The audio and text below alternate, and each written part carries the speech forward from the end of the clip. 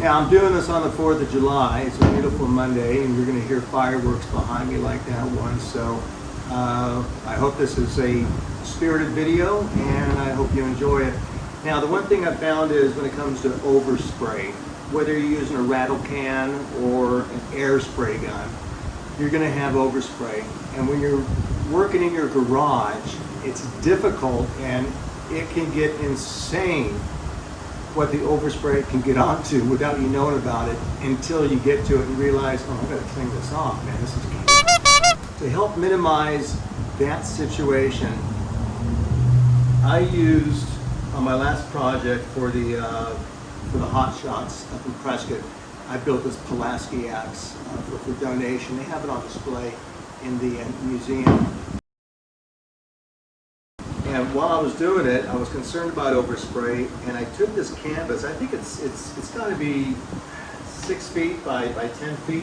But what's cool about this is using the garage door as a backdrop. And you can see at the bottom here, I have this cracked about maybe 6 inches, 6 or 8 inches, because I got a medium-sized fan and I want it to suck out as much as possible. And the reason why is for ventilation purposes. And then also too, you want that fan to catch any of the overspray that this might have missed. So let's go ahead and set this up here. I've already had it pre-laid out and we're going to go ahead and hang this up. The hanging part is incredibly easy and I'm sure it's got to be because of the canvas material. It's catchy on the grips of this door up here that are made out of metal. So let's try this out. Oh, and check this out. It even has that center line in there so you can center up with the door to make sure it's even on both sides if that's necessary. But it's kind of a cool starting point. Yeah, I'm just going to tuck that in right there with 2 fingers. You can start in the middle, you can start at the end. I'm just going to start at the middle with this middle seam. Necessary, which I think is great. I'm going to do part of the side here, get this in here, and then I'm going to go ahead and just let this hang. I think I can do this one-handed. Again, I'm just grabbing this, and just squeezing it in there.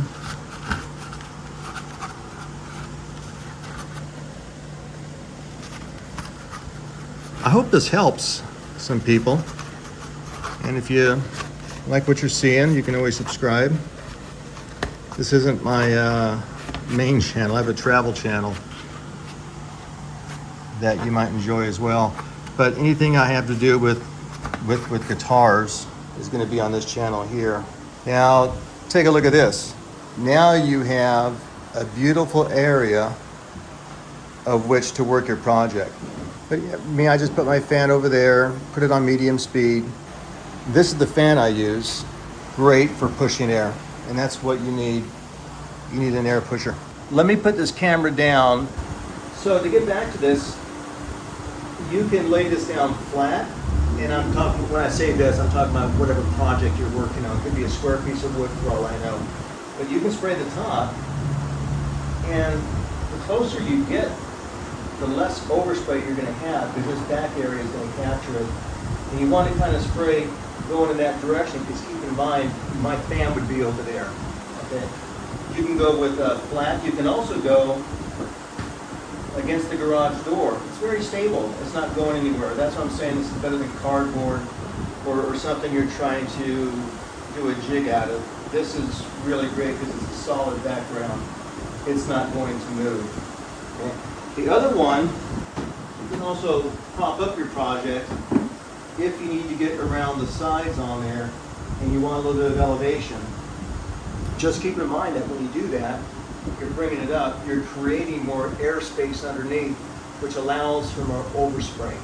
All right, it's not going to be devastating, but you definitely want to work with it and test with it. You might even say, hey, you know what? I need a bigger drop cloth and go with a 8x12. Who knows? Keep in mind, you can also turn this sideways and make this 10 feet long and 6 feet up, which would be just fine for this as well. So either way you want to work it, you have some options here.